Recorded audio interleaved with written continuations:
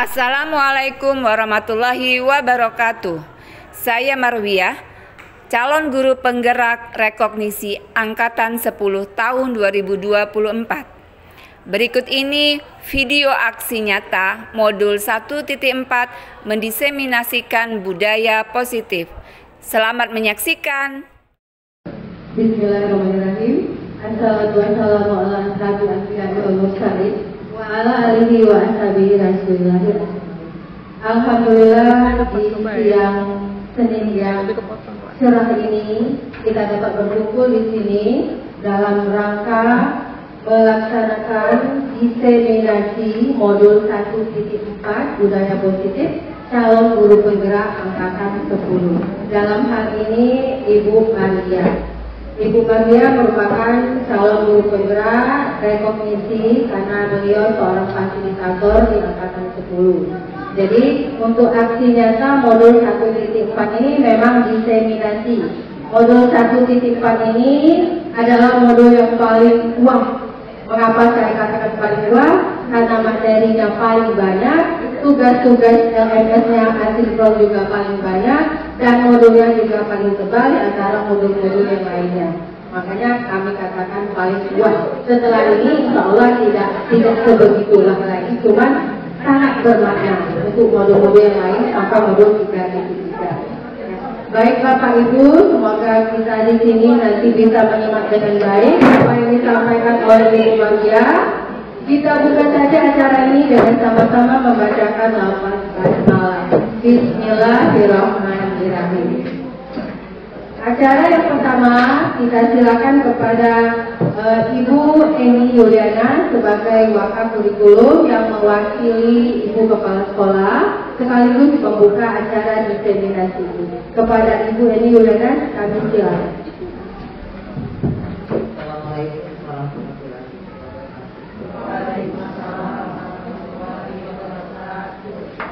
Alhamdulillah.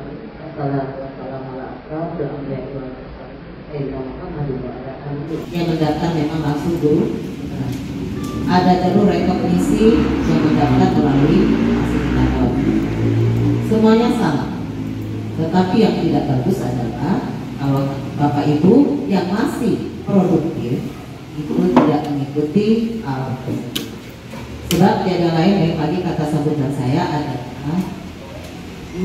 moto mereka adalah bergerak, tergerak, bergerak, dan bergerak. Motonya begitu, artinya bergerak kemana-mana. Kita sudah punya 2 fasilitator BSDFan. Yang tiada lain untuk menggali ilmu silakan. Rasanya itu saja. Saya langsung buka ya Ibu. Kita ucapkan sama-sama Bismillahirrahmanirrahim. Bismillahirrahmanirrahim. Kegiatan aksi nyata modul 1.4 budaya positif pada PGP Angkatan 10 tahun 2024, 28 Mei 2024 dibuka dengan resmi.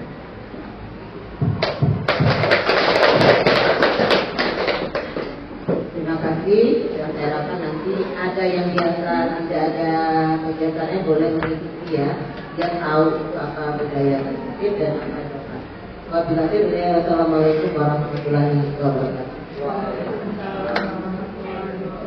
Selanjutnya doa yang akan dipimpin oleh Bapak Rio Wansa. Kepada Bapak Rio Wansa kami silakan. A'udzubillahi minasyaitonirrajim. Bismillahirrahmanirrahim. Alhamdulillahirabbil alamin amhu wa yukafi'u mazidah. Ya Rabbana lakal hamdu kama yanbaghi li jalali wajhika wa 'azimi sultanik. Allahumma sholli ala sayyidina Muhammad wal jami'il muslimina wal muslimat wal mu'minina wal mu'minat al ahyahu minkum wa amwat bi rahmatika ya arhamar rahimin. Terima kasih pada Bapak Rio Wansa. Baik Bapak Ibu, acara selanjutnya adalah pemaparan materi diseminasi budaya positif modul 1.4 mengikuti program pendidikan guru penggerak. Pada Ibu Maria kami silakan. Baik. Bismillahirrahmanirrahim. Assalamualaikum warahmatullahi wabarakatuh. Alhamdulillah, alhamdulillahirrahmanirrahim. Assalatu wassalamu ala rasulillah wa ala alihi wa sahbihi wa sallam. Asyhadu an la ilaha illallah wa asyhadu anna Muhammadan abduhu wa rasuluhu. Senantiasa kita bersyukur di siang hari ini dalam cuaca yang cukup terik. Ya, Bapak dan Ibu, ruangan ini terasa panas, tapi saya berharap hati kita tetap adem. Hati dan pikiran kita tetap adem, dan pada siang hari ini saya mengharapkan kehadiran Bapak Ibu seluruh yang di ruangan ini untuk mengikuti kegiatan diseminasi berbagai praktik baik terkait budaya positif. Harapan saya nanti kegiatan ini bisa bertambah ya, menambah wawasan, dan mungkin banyak ya kita bisa ambil pelajaran untuk kita terapkan di sehari-hari kita dalam berkarya sebagai seorang guru. Mohon izin Bapak dan Ibu, saya saat ini sedang bertugas sebagai calon penggerak rekognisi ya Bapak dan Ibu. Jadi kebetulan saya di bawah naungan BPJT Sumatera Utara. Nah, jauh. Ini pengalaman bagi saya yang luar biasa, karena di sini kami berkumpul bersatu dengan berbagai calon guru penggerak rekognisi dari berbagai wilayah.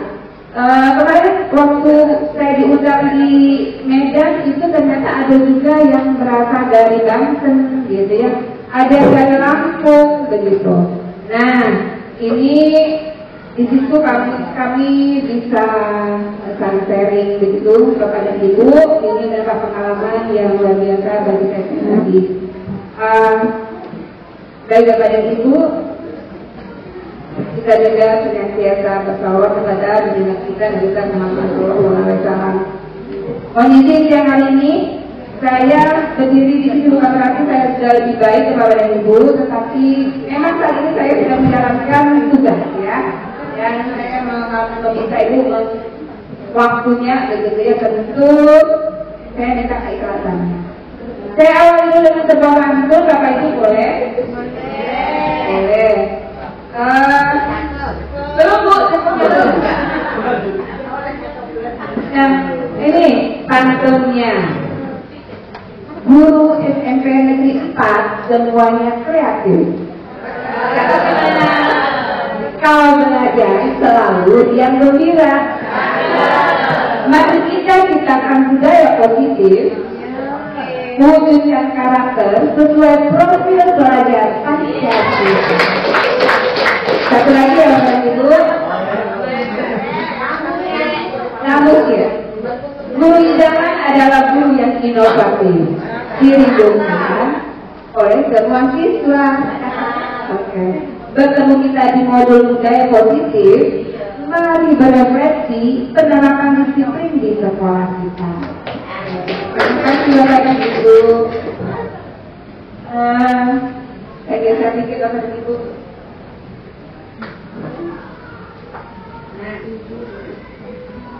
Nah ini Bapak dan Ibu, mengapa budaya positif? Karena memang kalau kami di CGP Rekognisi ini tugasnya itu di sini di modul 1.3, beda dengan Ibu Memang dengan yang lain ya. Semua modul itu ada semua tugasnya. Kami fokusnya di budaya positif, sehingga saya saat ini bertugas mendistribusikan terkait materi budaya positif ini. Nah Bapak dan Ibu, diawali dengan pertanyaan dulu ya. Ada beberapa pertanyaan nih Bapak dan Ibu, nanti coba Bapak dan Ibu menurut Bapak Ibu ini gimana nih? Nah. Yang pertama, pertanyaan ya, hukuman dapat mendisiplinkan murid. Gimana Bapak dan Ibu? Setuju? Atau tidak? Ada yang sepakat? Belum tentu ya. Ada yang tidak berpendapat? Mengapa nih katanya belum tentu?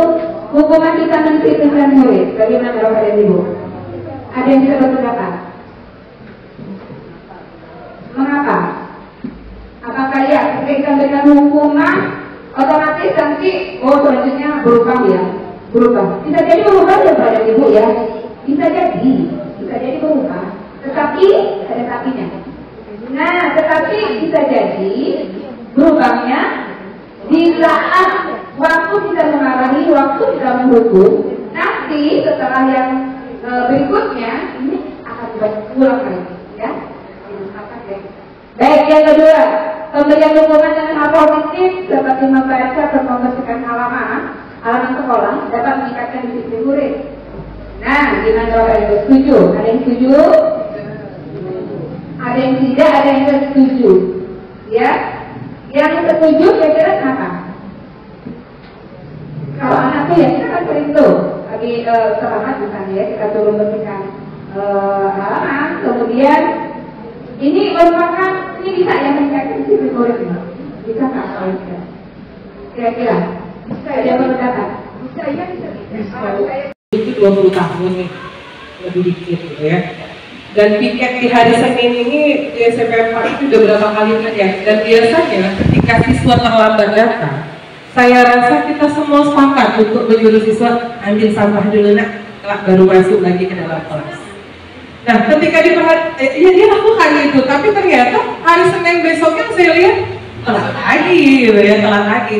Artinya bahwa pemberian dukungan dengan cara seperti itu ya tidak memberikan dampak positif menurut saya. Baik, terima kasih Bu Heni. Jadi mengatakan bahwa pemberian dukungan yang positif seperti baca atau SMA itu tidak bisa memberikan efek juga kepada peserta didik.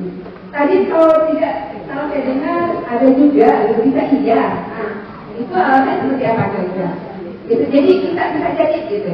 Atau mungkin tergantung siswanya ya. Betul. Tergantung siswanya. Kalau siswanya itu sudah rasa bersalahnya atau punya rasa malu ya, rasa bersalahnya itu tinggi, maka dia tidak mau mengulang lagi ya. Lalu saya disuruh bersihkan halaman, gitu ya.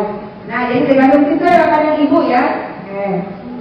Nanti di pada kita, maka kita akan lihat itu pemberian hukuman, pemberian penghargaan, apakah ia akan memberikan dampak, ya Bapak Ibu. Ini kita tidak bicara benar salah, begitu, tetapi ya semua punya situasi, semua punya latar belakang kondisi masing-masing ya seperti itu.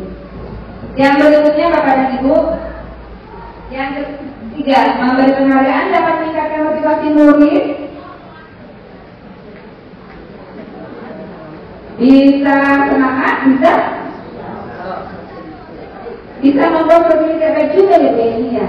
Gimana? Apakah pemberian penghargaan bisa juga membuat menjadi tidak baik juga? Kalau pemberian penghargaannya mungkin tidak tepat dalam situasinya, atau mungkin bisa nggak justru pemberian penghargaan itu dia berhenti ya, anak suatu terhenti ketika mungkin tidak ada penghargaan lagi gitu ya. Mungkin jadi seperti itu ya Bapak Ibu ya. Oke, ini kita lihat lagi ya Bapak Ibu. Baik, berikutnya, nah kita bermain dulu Bapak Ibu ya. Kita bermain ya, permainan ini bermain bergenggam tangan. Intinya gini, Bapak Ibu nanti gantian nih. Gantian pokoknya intinya bergenggam tangan salah satunya, bangku nih, kan ibu nongkrong ke tangan, nanti yang ibu Nina memaksa nih nongkrong untuk ibu nongkrongnya untuk membuka tangannya. Bisa dengan segala cara, bisa membujuk, bisa mengkritik, bisa dengan apa sih namanya, meninju, kerjanya ya memaksa intinya, apa membujuk misalnya, saya kasih ini nih, kasih kami benda apa katanya tadi ada benda berharga ya kita maunya ya nanti gitu. Oke, saya mau tahu nih ya, silakan bermain dengan tangan dulu pada ibu. Oke, siapa dulu nih menunjuk tangannya gantian. Oke. Ya, ada keterangan dari orang yang ajaranya ya. Tuh, sampaikan sekali kertas kecil, tuliskan benda sesuatu yang sangat berharga bagi Anda. Letakkan di salah satu tangan Anda dan juga benda atau sesuatu tersebut dengan segala daya. Buatlah sebuah kepalan. Teman Anda, B, akan mencoba dengan sekuat tenaga dengan berbagai cara untuk meminta Anda memberikan benda tersebut.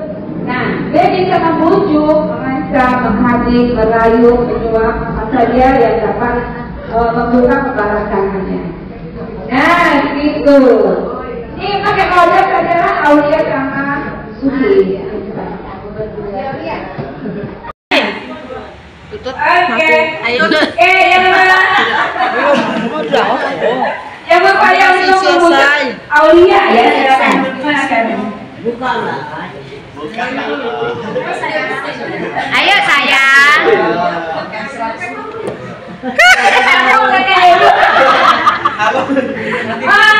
Gimik-gimik ke kamu katanya. Aku dapat palu loh dibuka. Kalau tidak buka dapat paropi kelas.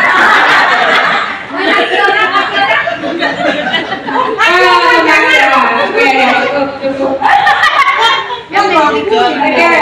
Ikut aja dulu. Maknanya deh. Nah gini, sudah ya tadi ya. Coba kita lihat dulu.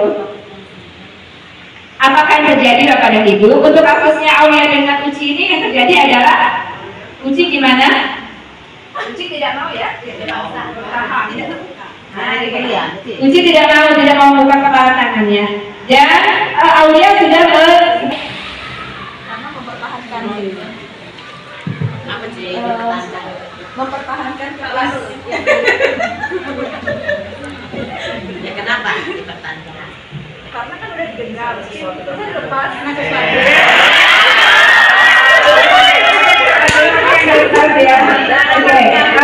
Aulia ini gimana nih upayanya? Upayanya gimana Aulia?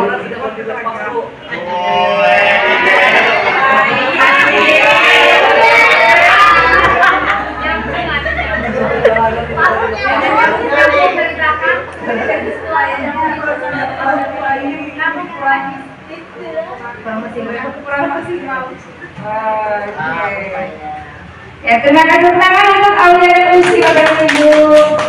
Supaya Aulia kurang Katanya gitu ya, ini punya saya loh, maka saya kasihkan ya, saya sudah mendapatkan ya, kenapa saya ya, itu Bapak dan Ibu. Artinya apa? Coba kalau pertanyaan yang ketiga ini, dalam kegiatan ini sesungguhnya siapa yang memegang kendali atau kontrol untuk membuka atau menutup kepala tangan? Siapa Bapak dan Ibu yang buka siapa punya kendali?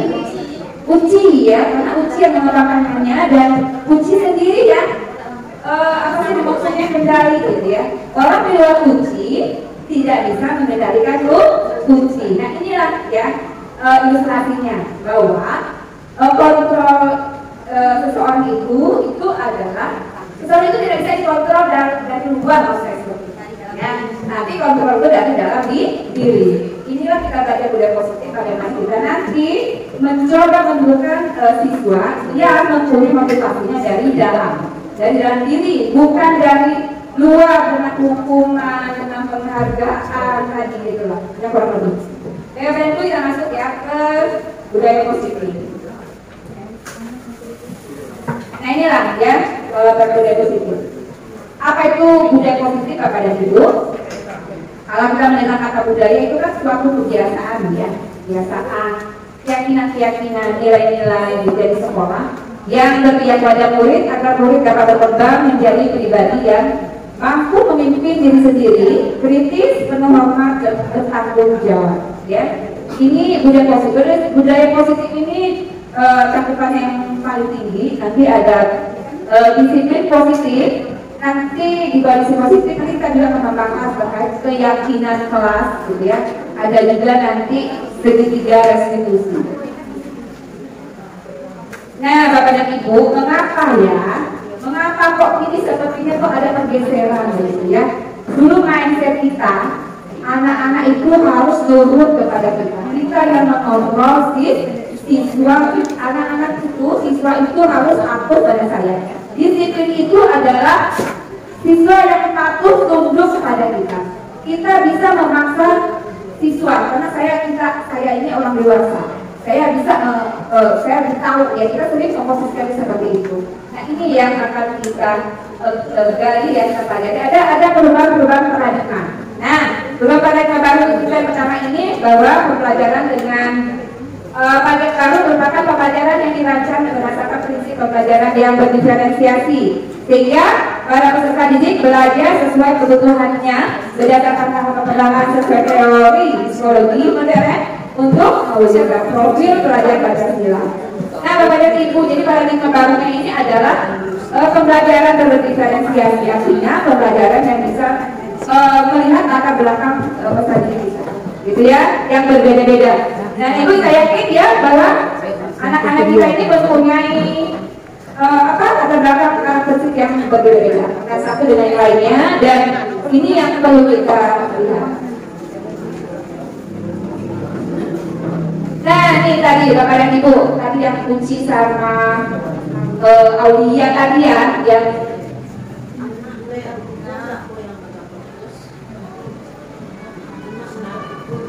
nah, ada miskonsepsi tentang teori kontrol. Bapak dan Ibu, tadi kata saya ya, mungkin ada cara berpikir kita, cara pandang kita yang sekarang ini bergeser begitu ya, bergeser. Nih, miskonsepsinya tentang apa? Yang pertama adalah bahwa guru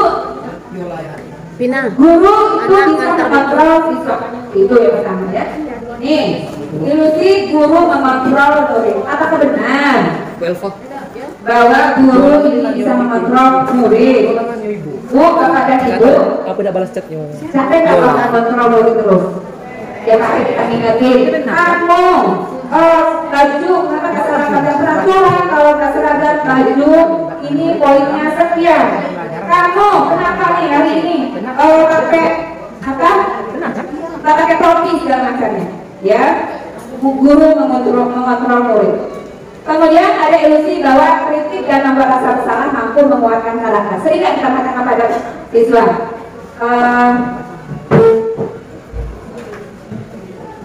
Kamu apa gimana? Kita mengkritik siswa itu sering. Kamu itu kenapa ya? Gitu ya. Seringkali kamu mencontek misalnya. Kamu itu kenapa seringkali terlambat? Gitu ya. Kamu ini ya, apa sih namanya?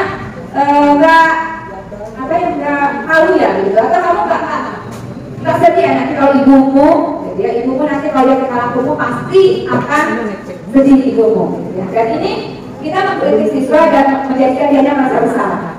Kalau pola ini sering kita sampaikan kepada anak, ini kan anak akan harga dirinya, percaya dirinya ya, akan terus gitu ya. Nah, seperti itu. Nah, kemudian ilusi bahwa semua penguatan positif, efektif dan bermanfaat. Ini Bapak dan Ibu tadi contoh yang pertanyaan kedua tadi, penguatan positif itu bujukan lah ya, bujukan atau apalah misalnya ya, itu penguatan positif atau hubungan yang positif itu juga ya bisa. Efektif dan bermanfaat tidak. Tadi sudah kita bahas ya, mungkin sebentar bisa, tapi untuk jangka panjang anak masih akan mengulang. Ilusi bahwa orang dewasa benar memaksa. Ya Bapak dan Ibu, ada nggak yang dalam diri kita ini lebih tahu dari anak-anak itu apalah masih bocor atau apa? Kamu harus patuh, kamu harus memakai saya, gitu ya. Karena saya lebih tahu hidup ini, gitu ya. Nah, ini ilusi kita bahwa kita itu bisa berhak orang dewasa yang memaksa ini sebenarnya juga memang yang salah, ya. Nah, Bapak dan Ibu, nih perubahan paradigma ada juga. Kalau sebelumnya Bapak dan Ibu kita namanya itu teori stimulus respon. Kalau sekarang ini kepada teori kontrol, ya seperti itu. Nah, perbedaannya apa? Yang pertama, kalau stimulus respon, justru mungkin gitu Bapak dan Ibu, kita kan sering ya kalau melihat anak-anak bersalah, kemudian kita kasih hukuman itu stimulus respon, ya. Pada kontrol seperti apa? Stimulus respon itu realitas kebutuhan dirasakan. Teori kontrol, realitas sebutan kita berbeda. Kita bisa memandang bahwa anak itu dia tidak sama satu dengan yang lainnya. Dia mungkin kebutuhan berbeda-beda. Bisa jadi dua anak yang apa sih namanya apalagi bahkan kata keluarga yang berbeda itu sama-sama sekali kebutuhan dasar mereka itu berbeda sebenarnya, ya. Semua orang melihat hal yang sama, semua orang melihat gambaran yang berbeda. Ini dari kontrol, semua orang melihat gambaran yang berbeda, Bapak dan Ibu. Sudut pandang orang semua berbeda. Yang melihat air ini yang pertama dikomentari mungkin akan beda-beda ya. Kita airnya jernih. Oh ini ada air mineralnya, mungkin fokus kepada tulisan air mineralnya. Jadi semua orang gambaran berbeda ya, seperti itu.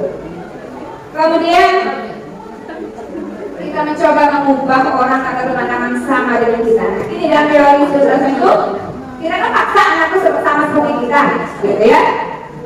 Kita ini kamu udah tahu belum aturan sekolah kita, tidak boleh rambutnya panjang, gitu. Ya, kita memaksa orang untuk sama dengan kita. Kalau dalam teori kontrol kita bersama memahami pandangan orang lain tentang dunia. Kita mencoba memahami siswa, mungkin siswa itu punya pendapat yang tersendiri, ya dia punya belakang tersendiri. Ya Bapak Ibu. Nah, berikutnya perilaku buruk dilihat sebagai suatu kesalahan pada kontrol.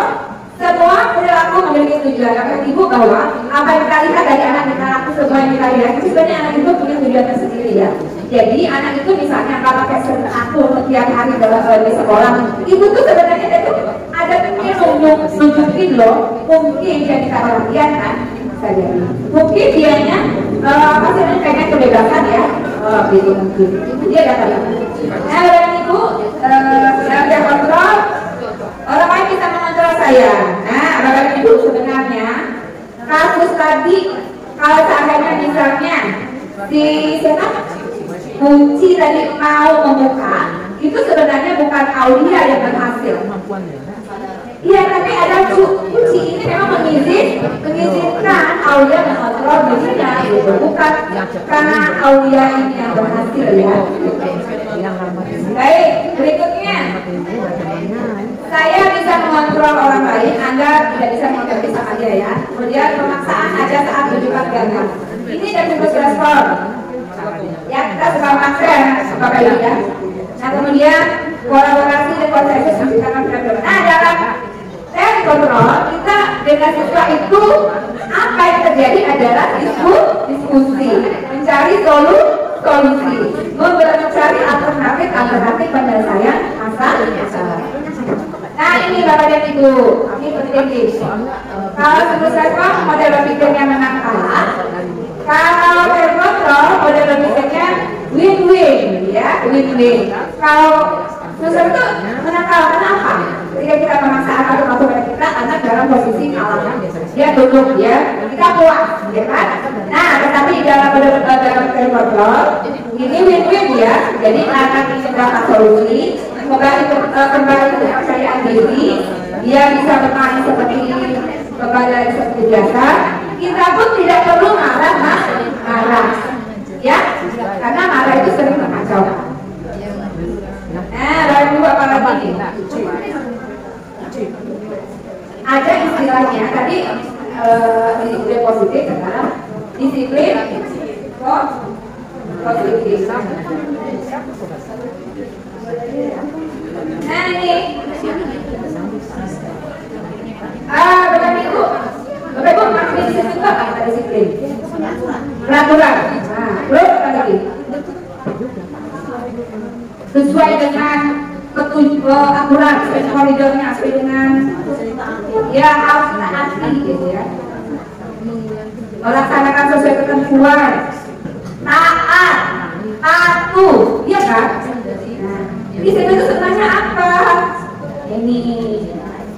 Nah ini mana disiplin? Oh ini disiplin. Disiplin itu belajar Bapak dan Ibu.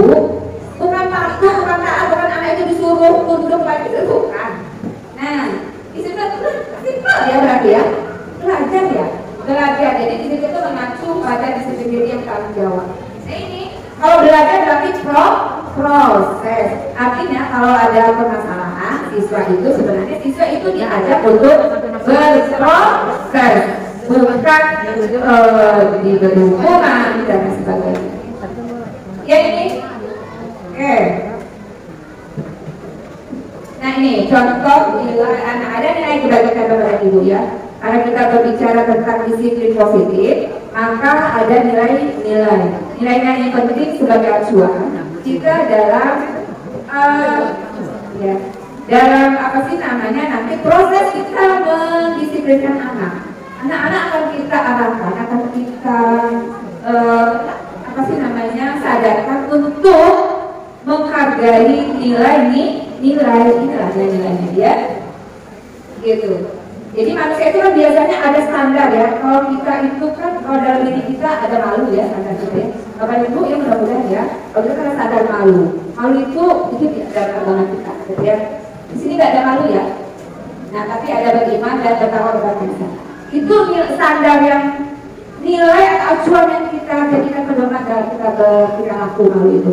Nah kalau kita dalam membina anak ini ada nih. Ya saya interpretasi lah dimensinya ya. Pendidikan global, koyo mandiri gitu ya. Nah, ini juga ada dalam IDEO Primaries gitu ya. Ini semua nih. Jadi anak-anak ini nanti kita arahkan ke sini ya. Nilai-nilai ini ketika misalnya dia melakukan suatu kesalahan, anak ibu kamu yakin nggak ya bahwa kalau melakukan sebuah kebohongan itu, misalnya itu akan ya akhirnya kita nggak lulus hati nah, begitu ya. Kita lulus hati ya. Artinya kita nggak lulus hati loh kalau kita bohong. Kamu yakin nggak itu? Nah, kita arahkan ke situ, gitu. Kita bikin dia cerdas ya, betul. Nah nilai-nilai inilah gitu ya. Sebenarnya kalau kita juga bisa menampakkan sendiri nih. Selain ini, oke malu kata saya ya Bapak Ibu. Oke, jadi nanti ada acuan lain ya dalam proses kita menyelesaikan penanganan itu. Nah, di samping itu perlu kita ketahui juga bahwa ada kebutuhan dasar manusia, gitu ya. Setelah itu gimana kita tepuk dulu yuk, tepuk fokus dulu boleh? Sebelum gini tepuknya bareng Ibu, namanya tepuk nyamuk. Tepuk nyamuk sama tepuk angin. Bukan itu. Itu nyamuk. Nah gini, tepuk nyamuk, hap, tepuk nyamuk, hap. Tepuk angin, nah, ya, tepuk haus.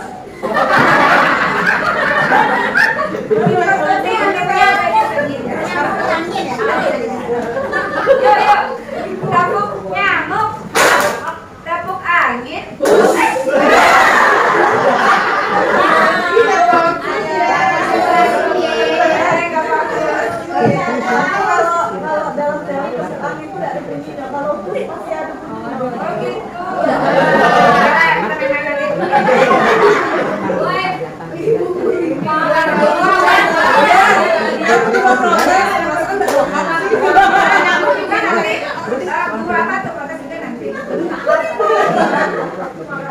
Ya kita akan banyak-banyaknya. Ini tepuk angin 3 kali coba. Hapus, gitu ya. Nah,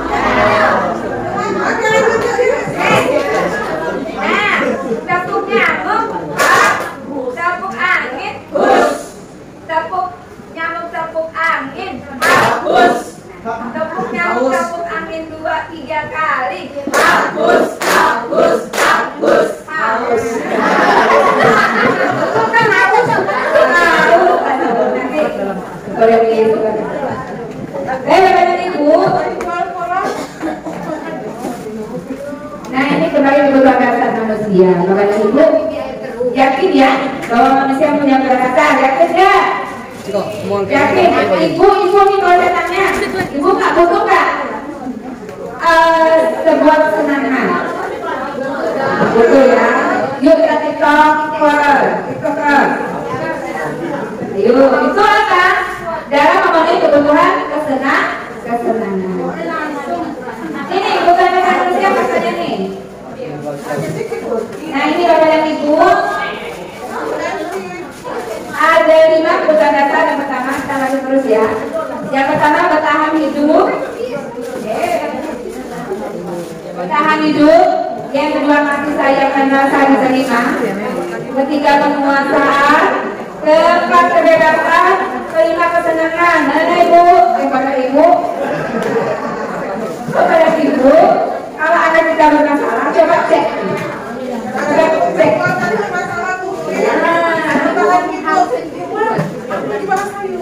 Jadi, Bapak dan Ibu cek siswanya kalau bermasalah. Coba lihat nih, apakah dianya kebutuhan apa makannya tadi sudah terpenuhi ya, misalnya tadi sudah sarapan atau belum ya. Kata ngantuk siswa saya langsung dimarah, padahal ada yang belum terpenuhi sudah dasarnya ya, ini makan. Kenapa makan ibu saya kan nyampe sarapan bu? Nah itu masalah lagi kan. Jadi gimana nih kita berikan seperti ya, kita kan kayak ibu solusi yang baik yang paling tepat untuk diberikan ya, seperti itu. Ini ibu.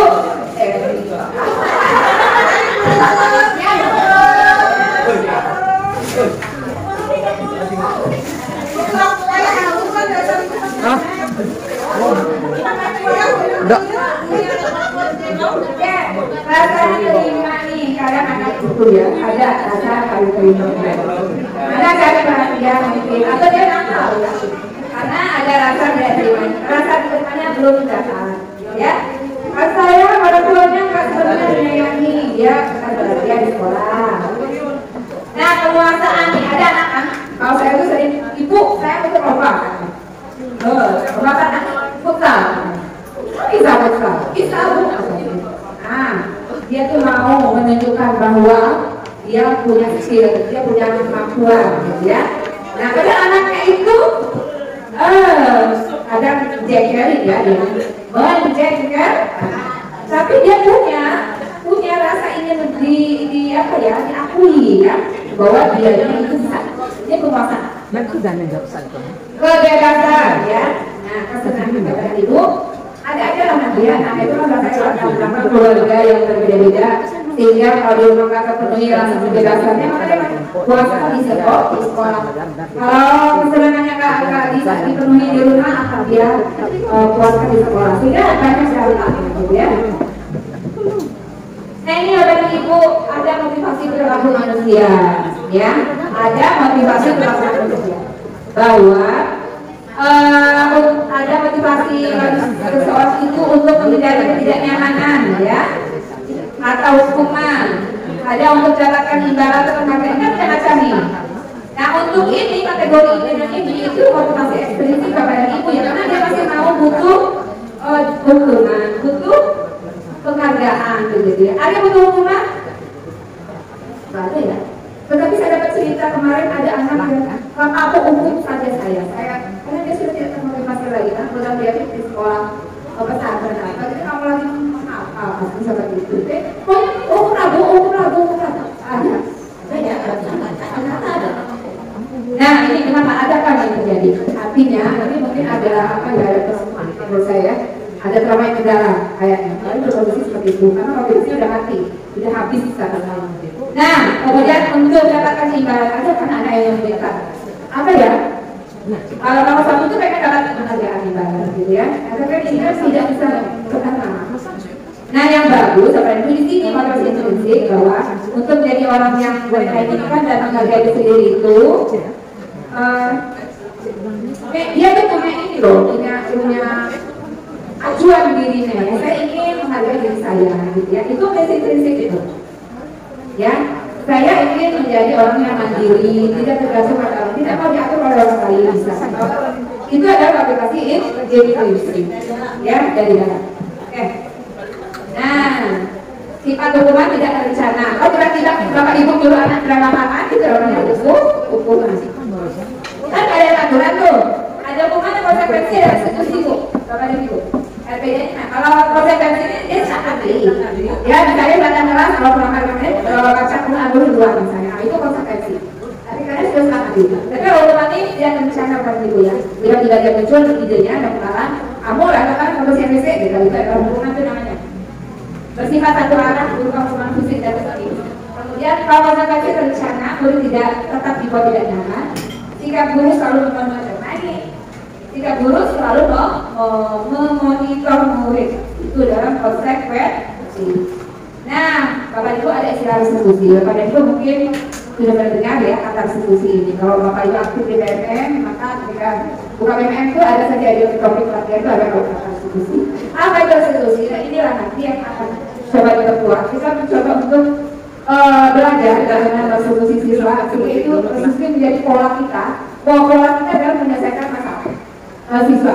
Jadi ini perlu lagi kita pada ibu ya dalam restitusi anak. Karena apa sih namanya? Di sini proses menciptakan kondisi bagi murid untuk memperbaiki kesalahan. Itu seperti apa sih nanti bagusnya kalau ada masalah? Boleh komentar? Boleh? Kan saya lalunya kan mendapat kelas yang super dari semua kondisi. Oke, kalau seandainya kita melihat masalah itu bisa kita atasi di sekolah, artinya begini, yang sifatnya eksternal dari lingkungan sekolah. Yang jadi pertanyaan saya, kalau itu dari lingkungan keluarga, masalah itu muncul dari lingkungan keluarga. Karena rata-rata yang terjadi di kelas saya tahun ini itu mulai dari lingkungan keluarga. Bagaimana cara mengatasi? Terima kasih. Nah, ke satu ya Bu. Jadi Bapak dan Ibu, ini kalau masalah siswa ini adalah dianya memang sumber masalah dari sekolah, ya kita bisa ya cepat menyelesaikannya. Tetapi kebanyakan karena kebanyakan siswa itu membawa masalah itu dari rumah ya, sumber masalahnya itu dari rumah. Kira-kira Bapak dan Ibu kalau seperti ini ada nggak Bapak dan Ibu yang mungkin bisa berpendapat untuk penanganan seperti ini ya, sumber masalahnya dari rumah seperti itu. Apakah nanti tidak perlu juga restitusi gitu? Bapak dan Ibu bisa dalam nomor 1 bukan berarti kita tuh memberikan sebuah solusi yang paling apa ya, maksudnya solusi yang paling jitu gitu ya, yang paling tepat yang satu itu sebenarnya tidak Bapak dan Ibu ya. Mendisiplin itu suatu proses ya, suatu proses sehingga mungkin, nah ini tantangannya kalau dari sisi positif ini kita tidak instan ya, kita tidak bisa melihat hasil ini secara instan. Tetapi hasilnya ini akan mungkin bisa kita rasakan nanti dari jangka waktu yang lama seperti itu. Nah, ya, saya bisa memahami ya bahwa apa sih namanya anak ini permasalahannya ini sebenarnya tidak asli karena ya sumber masalahnya ini di keluarga. Bapak Ibu, kita sebagai guru kita bertugas untuk bagaimana kita menjadikan siswa ini menjadi sadar, menjadi apa sih paham apa sih sebenarnya yang menjadi permasalahan di depannya. Itu saja. Kita tidak sampai mengambil solusi misalnya kalau ekonomi kita ambil lagi ekonominya, ya gitu nggak pakai dalam awalnya. Kita tahu itu. Nah kan seperti itu. Tetapi bagaimana kita ini urusan ekonomi, kita berikan wawasan atau kesadaran apa dari siswa itu. Inilah kelihatan hidup, berikan kekuatan ya kepada siswa kita itu bahwa kita dihadapkan dengan banyak pilihan-pilihan, takdir juga ada di situ. Bagaimana mencintai? Kita adakan di bagian ya, Bapak dan Ibu, saya pikir seperti itu. Jadi, karena tadi saya ingat Bu Bibi mengatakan kalau seandainya siswa itu ngantuk pada jam belajar, tapi ternyata dia belum makan, makanya saya tanya, apakah kita harus memberikan sarapan? Baik, ya,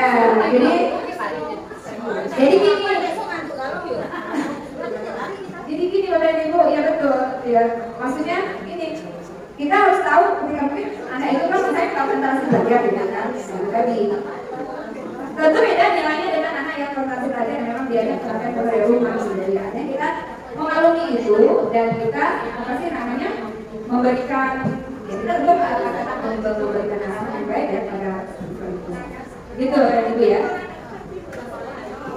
Nah ini untuk konsentrasi saya pikir ini ya, oke deh. Nah ini coba mencatat 100 kali dalam buku kalimat saya tidak akan selamat lagi karena menambah sekolah. Nah ini hukuman atau konsekuensi Bapak Ibu. Coba diisi dulu Bapak Ibu.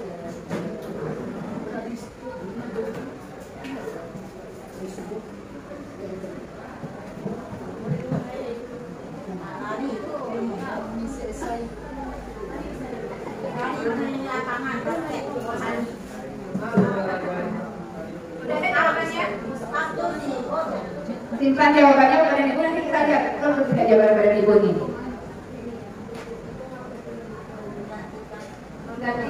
Menggantikan kertas tugas teman yang tadi sore. Itu hukuman atau konsekuensi?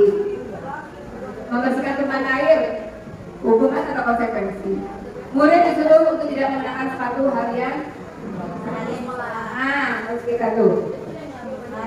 Sudah disimpan Bapak Ibu jawabannya? Sudah. Dan oke, satu, mencatat 100 kali dalam buku kalimat yang tidak terangkat itu buku apa sih? Buku.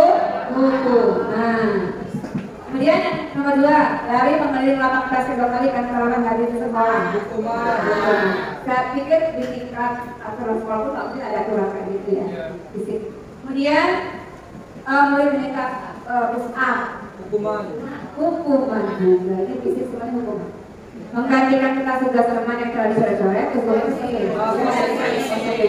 ya. Jadi ada sebab akibat ya dalam konsekuensi. Kemudian membersihkan tumpahan air yang tulis itu konsekuensi. Kemudian murid suruh untuk tidak menggunakan sepatu sehari sekolah atau tidak menggunakan sepatu indra. Hukuman. Lari mending orang 2 kali karena terlambat 10 menit tutup pelajaran POK. Kalau dia tahu hukuman. Ini ada terlambat 10 menit untuk pelajaran PJOK. Artinya ada kesepakatan di pelajaran PJOK gitu. Jadi termasuk konsekuensi. Betul nggak nih?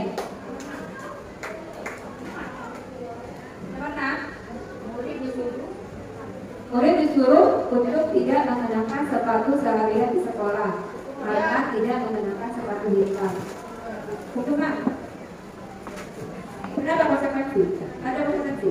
Kalau konsekuensi itu logis ya berarti. Kalau kita nggak nyuruh kamu pakai sepatu, hukum. Ya, gitu. Ya, secara hati gitu ya. Jadi nah, ada pernyataan dihukum oleh penghargaan bahwa penghargaan berlaku sama dengan hukuman. Jadi penghargaannya sama ya, perlakuannya dengan hukuman. Dan arti meminta atau membujuk seseorang melakukan sesuatu untuk memenuhi suatu tujuan tertentu dari orang yang meminta membujuk. Dorongannya sama-sama eksternal, hukuman dan bujukan atau penghargaan, gitu ya. Sama-sama eksternal. Eksternal itu kan kurang kayak gitu ya. Nah, bagaimana Bapak Ibu bentuk program kebajikan atau apresiasi? Nah, penting di sini bahwa dalam memberikan apresiasi dan pengakuan perlu diingat beberapa hal. Yang pertama, beri pengakuan secara khusus, gitu ya. Kemudian beri pengakuan secara pribadi. Beri pengakuan kepada murid bergantian, ada keadilan. Beri pengakuan secara konsisten. Fokusnya pada proses ya. Fokusnya pada proses. Ini ya. Contohnya bagaimana Bapak Ibu nih? Contoh memberikan kota apresiasi. Ini yang Bapak Ibu. Mungkin kita bisa mengawalnya dengan kemarin saya perhatikan rasa empatiku besar sekali pada saat menolong murid baru di kelas kita, ya. Ini apa yang kita apa sih namanya nilai kebajikan yang kita sampaikan adalah rasa empati, gitu ya. Nah, di mana kita harus ada situasinya ya, situasi apa, gitu ya. Dia kebajikan apa yang dilakukan, kita harus ada ketika kita mengapresiasi. Jangan kita kamu bagus, ya bagusnya apa, gitu ya. Dan mantapnya apa, ini jelas. Contohnya lagi, saya menghargai kepedulianmu pada saat kamu membantu teman-temanmu di tugas kelompok. Jadi jelas ya, kata orang tuh disiplin anak tuh lagi gitu, jadi dia tuh harus jelas fokusnya di mana, gitu ya, dinilai apa. Bisa juga terima kasih untuk rasa tanggung jawabmu pada saat kamu memungut kertas-kertas yang disarankan dilaksanakan. Gitu ya, terima kasih atas tanggung jawabnya, kamu sudah memungut sampah di meja, sudah buang sampah dari meja. Ya. Kita perlu berarti Bapak dan Ibu ya memberi penghargaan atau apresiasi. Apalagi ini Bapak dan Ibu. Nah ini coba Bu Bapak dan Ibu. Sekarang Bapak dan Ibu sudah di posisi mana? Ada 5 posisi kontrol ya. Yang pertama ada mengukur, terlibat sama, membuat akar besar, teman, sebagai pemantau atau sebagai manajer. Nah, nomor 2 paling sering. Halo, nah kalau sebagai Bapak ini gini. Ayolah, Bapak Ibu, kamu makasih aja sama Ibu. Ini nih, nih, ayolah. Bantu Ibu, kamu kok tidak Ibu lagi aja gitu ya. Dia nggak dikit, ya. Nah, sebagai pemantau ini gimana nih? Gini, kamu kan tahu kita aturan sekolah kita nih kalau terlambat gini kena poin atau apa. Jadi kita tuh ngikatin aturan terus gitu ya. Ini pemantau. Ya, ada ininya ya, ada penyesuaian ya kalau kita mengingatkan saja gitu ya kan kepada Ibu. Nah, ini mengukur stabilitas ya. Kemudian manajer ini, manajernya gimana nih manajer ini? Manajernya gimana? Oh, sebenarnya dia tidak mengontrol. Itu nggak tahu. Iya, jadi kita itu mengajak anak itu untuk memahami gimana kesalahannya, begitu ya. Dan kita memastikan anak itu apa yang harus dilakukan setelah memahami itu di manajer. Nanti kita lihat ya. Nah nih, oh ini tadi menurut si kontrol. Nah ini, baik teman, ayo dong. Nah, ini menghukum. Hormat bendera, salah dia. Menghukum tuh. Kalau membuat rasa bersalah, berapa kali Ibu Bapak harus berikan kamu? Kamu selalu saja mengecewakan Ibu dan Bapak.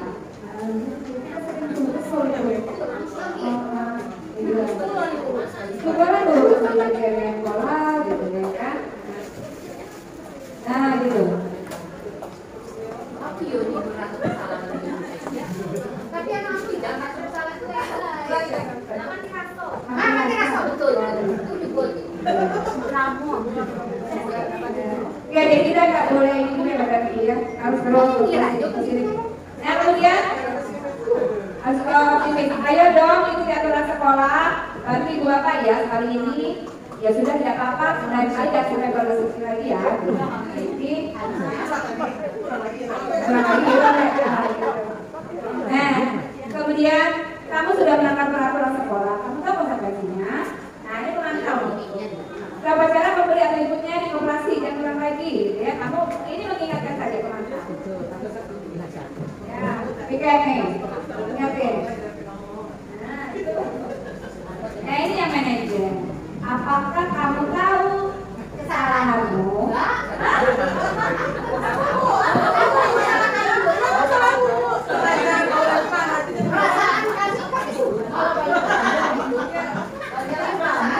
Mengajarkan perasaan dulu.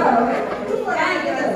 Jadi apakah kamu tahu kesalahan kamu apa? Itu tadi. Tapi ini kasus singkat ini ya prosesnya pada ini. Kita ada dialog gitu ya. Intinya ini kita ada apa ya? Tanya kita sebenarnya kamu sebenarnya memahami enggak kamu di mana letaknya gitu ya. Tapi ada proses dialog ya Pak Ibu. Ini singkat saja dulu. Kira-kira bagaimana kamu memperbaiki kesalahanmu? Ya, jadi kita tanya. Kalau kamu sudah sadar, kamu udah tahu nggak ya? Udah punya keyakinan kalau berbohong itu nanti apa sih namanya? Kamu akan tidak tenang. Kamu udah memperbaiki di mana? Kita tanya seperti itu. Tapi itu ini basic answer itu bisa dengan anak ya. Kalau saya sudah apaan? Macam-macam anak itu kan dengan karakter beda-beda. Mungkin ada yang perlu keras gitu ya. Ada yang perlu, ada yang nggak bisa dikeraskan. Ada yang bisa keras, ada yang bisa lembut. Ada yang bisa lembut. Ya, maka itu. Dikerasinya di atas sekolah, Ini luar biasa. Jadi gurunya harus multi talent ya, sampai dulu, psikologi gitu ya. Bisa acting, betul.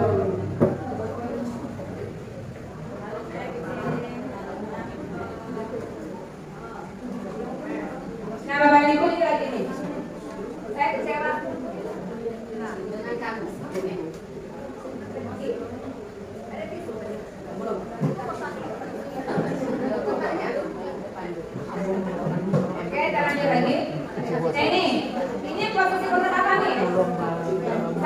kali dengan kamu itu berarti berapa kali? Apa tadi? Hah? Membuat rasa besar. Dan ini apa rencanamu untuk menyelesaikan masalah kali ini? Nah itu apa? Nenek, kali-kalinya kan anakku yang menempatkan jawabannya ya, kita gali. Itu manajer tuh namanya. Kalau kita gitu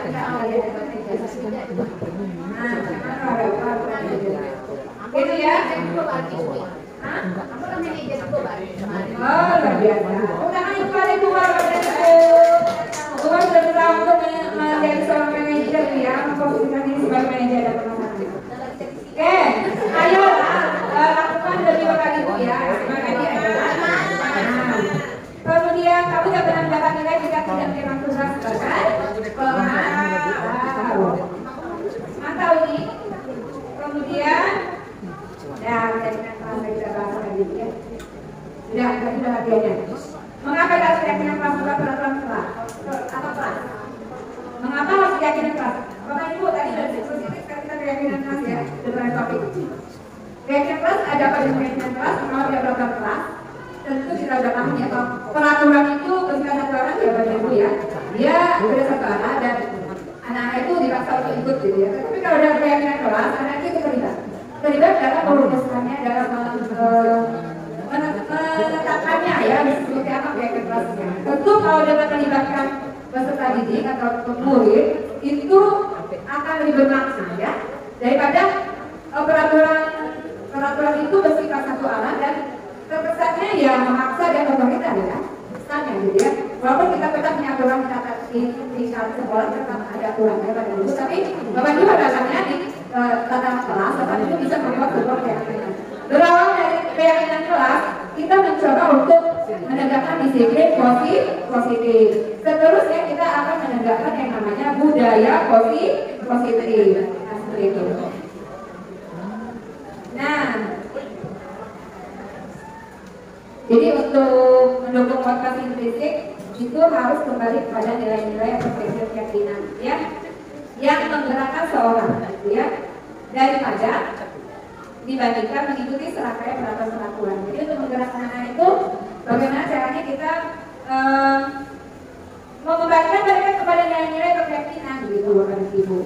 Ini harapannya memang jangka panjang Bapak dan Ibu ya, dan seperti daripada kita mengikuti serangkaian peraturan. Nah, bagaimana? Bapak Ibu kan sudah semua bagian kelas ya. Di mana prosesnya? Siapa yang bisa membuat proses keyakinan kelasnya?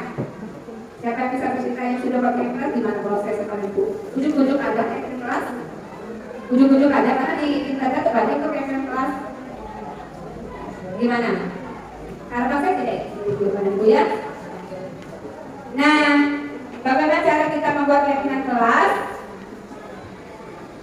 Keyakinan kelas itu bersifat abstrak, berupa pernyataan universal, dibuat dalam nilai positif. Jadi dari bukan kalimatnya tidak boleh membuang sampah, gitu ya, tidak boleh berkelahi, ya. Tapi apa yang dibuang sampah? Ya, kemudian saling menghargai kalau berkelahi tadi ya. Jadi luas sebenarnya saling menghargai banyak gitu ya. Menghormati guru itu saya menghargai, tidak berkelahi juga saya menghargai juga. Jadi satu nilai bisa mencakup banyak dari aturan. Nah kemudian sesuai dengan kondisi kelas dan sekolah masing-masing mudah diterapkan. Kemudian warga sekolah kelas dilibatkan dalam satu buat kelas. Ya, Bapak Ibu sangat tadi yang saya bertanya bagaimana proses dalam membuat keyakinan kelas.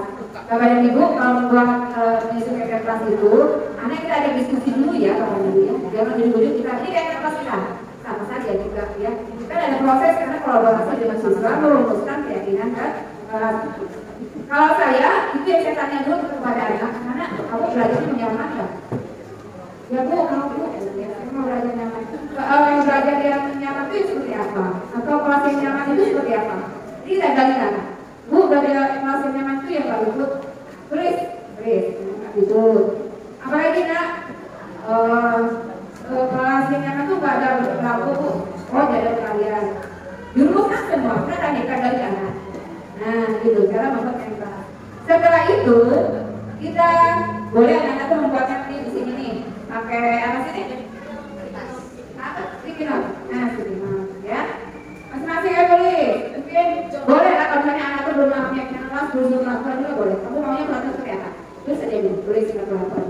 tidak boleh apa. Jadi kita arahkan kepada sebuah keyakinan gitu. Nah, kalau peraturannya tidak boleh ribut, tidak boleh berabut, kan kita arahnya kemana gitu ya kan, kita buat juga nilai-nilai gitu. Jadi keyakinan itu banyak Bapak dan Ibu ya, banyak nilainya gitu ya, aku banyak ya gitu. Beda dengan peraturan itu peraturan sekolah banyak. Tapi keyakinan tidak ya, sampai tidak ada. Baik Pak Ibu. Nah, ini ya coba kita akan mencoba mendalami tentang segitiga restitusi ya. Ini yang terakhir ini.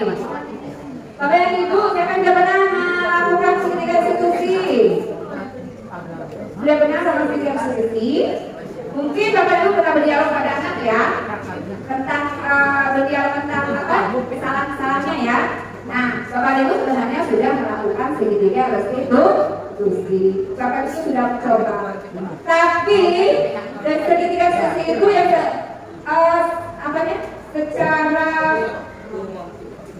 secara akurat ya, akurat ya. Yang pertama prosesnya itu adalah menstabilkan identitas dulu. Apa yang maksud menstabilkan identitas?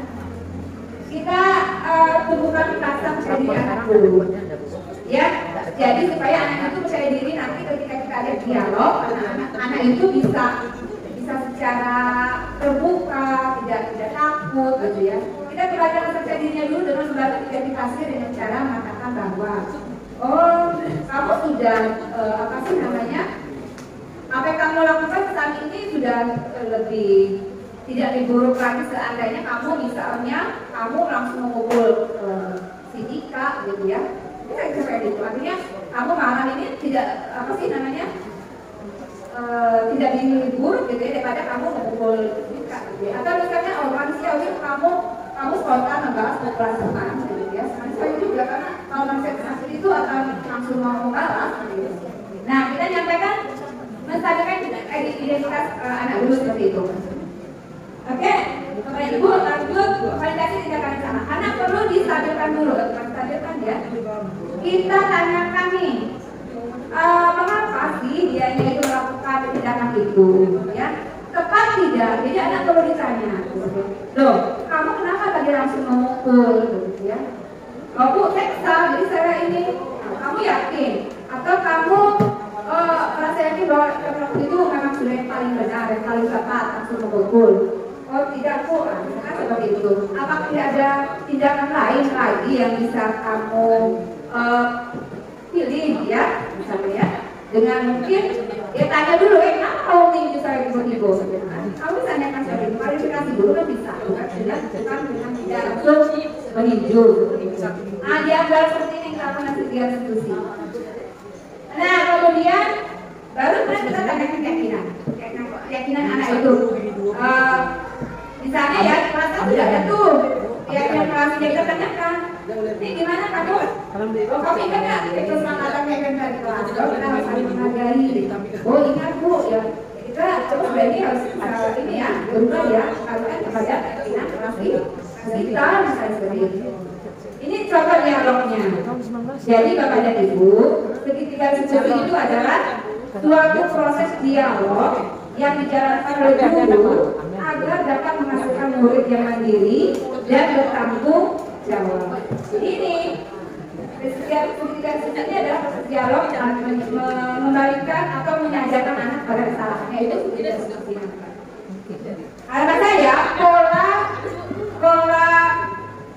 dialog segitiga restitusi ini harus terbiasa dilakukan pada anak, ya, seperti itu. Maka perlu dilatihkan. Oke, nah contohnya ini, menstabilkan identitas contoh kalimatnya. Setiap orang pasti melakukan kesalahan. Kamu bukan satu-satunya yang pernah melakukan ini. Ibu juga dulu pernah loh. Ini menstabilkan identitas. Kita menumbuhkan percaya diri anak itu.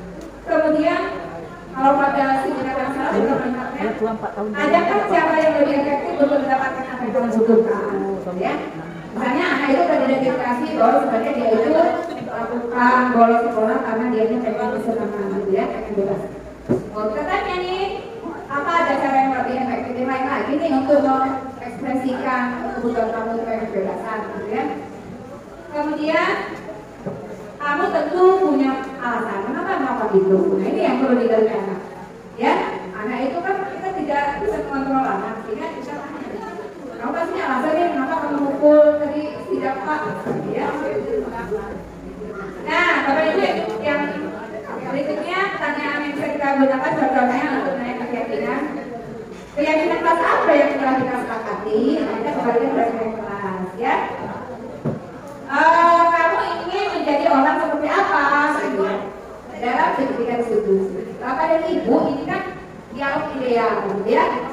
Bu, apakah nanti saya kalau sertifikat institusi apa ini yang kita sampaikan? Ya, sesuaikan dengan situasi ya, Pak Ibu ya. Kita juga kenapa kalau tadi itu ya kalau ada misalnya rasa pengen berubah misalnya. Apakah ada yang ingin apa dan cara harus ke depannya untuk perbaiki kantor? Nah, seperti itu ya. Jadi saya akan ada situasi dan Bapak Ibu. Nih, kembali lagi menstabilkan identitas itu berdasarkan prinsip membuat kesalahan adalah bagian dari proses pembelajaran. Kita bisa menyampaikan kepada anak itu ini gitu, bahwa sebenarnya masalah itu sebuah proses. Gitu. Ini bahwa proses urusan sendiri. Nah, gini.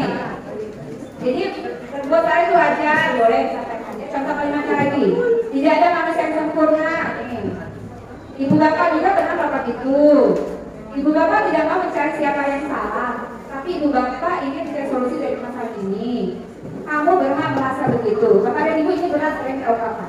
Kalau kita ingin menguasai anak, kalau kita ingin anak itu tetap berada dalam posisi salah, kita gak akan mau mengatakan ini.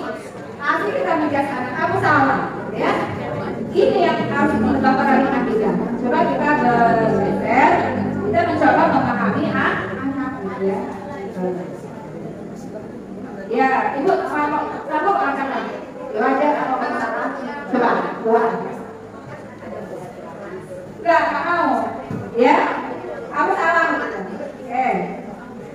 Bapak Ibu yang validasi dengan saya siapa? Ini berdasarkan prinsip setiap perilaku supaya memenuhi suatu kebutuhan tertentu. Nah, Bapak Ibu bahwa anak itu melakukan suatu perbuatan itu ada motivasi. Maka yang saya tanyakan itu adalah kamu pasti punya alasan kenapa melakukan itu. Padahal kamu bisa melakukan yang lebih buruk dari ini ya, gitu ya. Jadi anak itu misalnya marah-marah itu lebih baik daripada memukul. Kata saya ya. Kamu kabel bangga karena telah melindungi sesuatu yang penting gak buatmu. Ya anak mau membela di sini kan bisa kita sampaikan seperti ini. Kamu melakukannya karena mempertahankan sesuatu yang penting bagi. Nah inilah dialog ideal. Dialog ideal yang kita lakukan dalam segitiga restitusi. Betul, saya salut dengan kalimat itu. Nah gitu. Saya juga salut. Nah kemudian menanyakan keyakinan. Nah ini penting berdasarkan prinsip teori kontrol bahwa pada dasarnya kita termotivasi secara intrinsik. Apa keyakinan kelas kita? Nilai-nilai apa yang telah disepakati bersama? Seperti apa gambaran progresi media kamu? Kamu ini seorang seperti apa? Ya. Jadi ini. Oke berikutnya.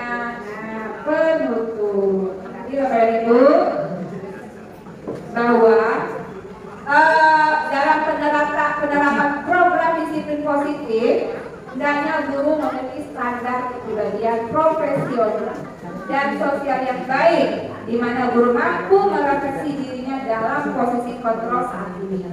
Bagaimana berjalan dirinya sebagai among atau manajer yang menuntut muridnya menjadi insan yang mandiri, merdeka, dan bertanggung jawab. Ini sebenarnya pernyataan ini kepada Ibu ada di standar nasional pendidikan.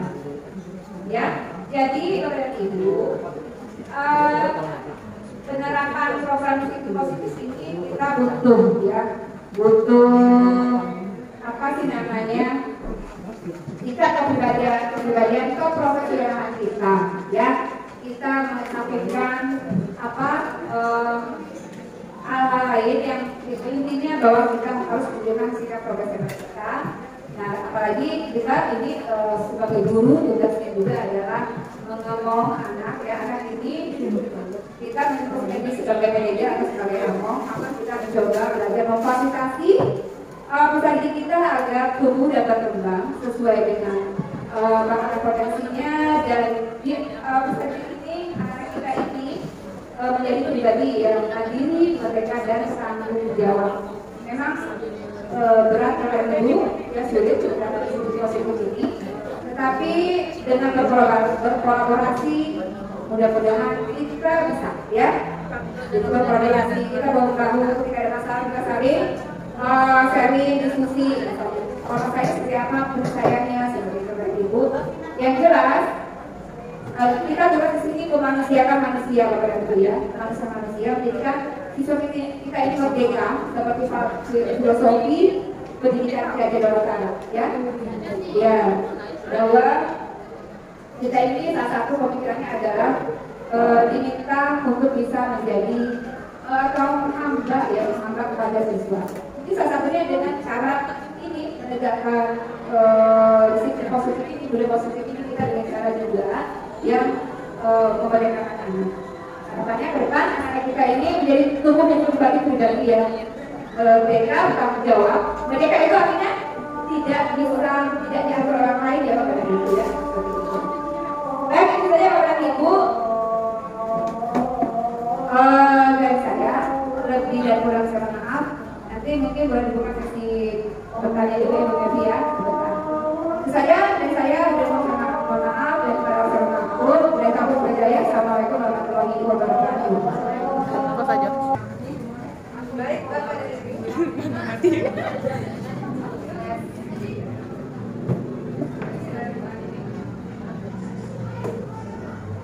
Baik, Bapak dan Ibu, kita belajar materi pemaparan materi yang menarik mengenai budaya positif di calon guru penggerak rekognisi angkatan 10.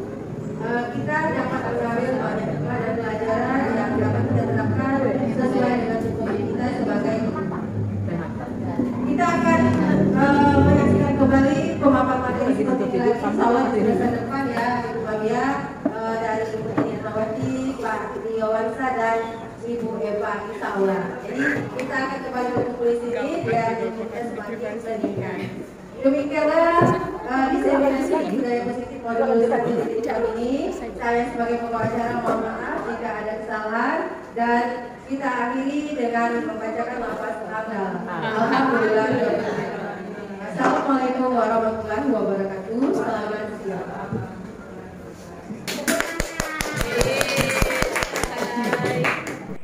Demikian tadi video aksi nyata modul 1.4 Budaya Positif. Semoga bermanfaat.